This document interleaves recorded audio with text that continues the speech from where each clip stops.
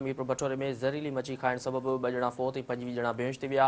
ॻोठ मिठू ज़ौर में ज़हरीली मच्छी खाइण सबबि मुजीबुर रहमान ऐं ग़ुलाम हुसैन लुंड धमधणी हवाले कयो। ज़हरीली मच्छी खाइण सबबि 25 माण्हू बेहोश थी विया, जिन खे इस्पताल मुंतक़िल कयो वियो। अव्हां खे आगाह करे रहिया आहियूं त मीरपुर बटोरे में ज़हरीली मच्छी खाइण सबबि 2 ॼणा फ़ौत ऐं 25 ॼणा बेहोश थी विया आहिनि। ॻोठ मिठो ज़हूर में ज़हरीली मच्छी खाइण सबबि मुजीबुर रहमान ऐं ग़ुलाम हुसैन लुंड दमधणी हवाले कयो। ज़हरीली मच्छी खाइण सबबि 25 माण्हू बेहोश थी विया, जिन खे इस्पताल मुंतक़िल कयो वियो। अव्हां खे आगाह करे रहिया आहियूं मीरपुर बटोरे में ज़हरीली मच्छी खाइण सबबि 2 ॼणा फ़ौत ऐं 25 ॼणा बेहोश थी विया आहिनि।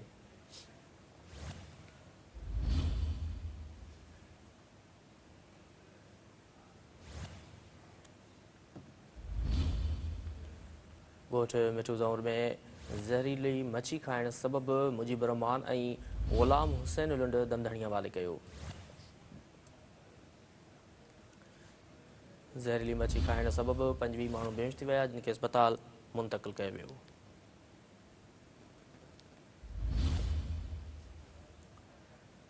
अफ़सोसनाक ख़बर खां अव्हां खे आगाह करे रहिया आहियूं त मीरपुर बटोरे में ज़हरीली मच्छी खाइण सबबि 2 ॼणा फ़ौत ऐं 25 ॼणा बेहोश थी विया।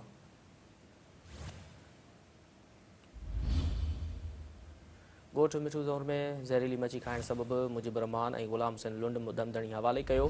ज़हरीली मच्छी खाइण सबबि 25 माण्हू बेहोश थी विया।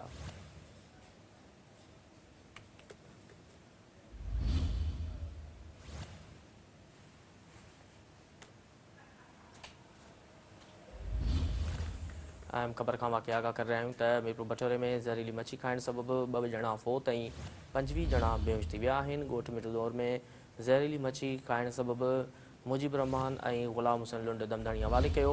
ज़हरीली मच्छी खाइण सबबि 25 माण्हू बेहोश थी विया, जिन खे इस्पताल मुंतक़िल कयो वियो।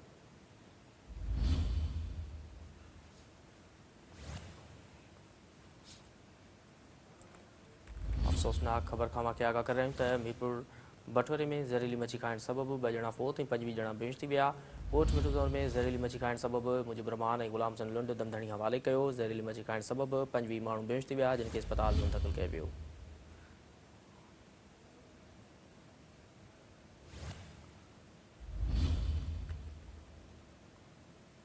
मीरपुर बटोरे में ज़हरीली मच्छी खाइण सबबि 2 ॼणा फ़ौत ऐं 25 ॼणा बेहोश थी विया।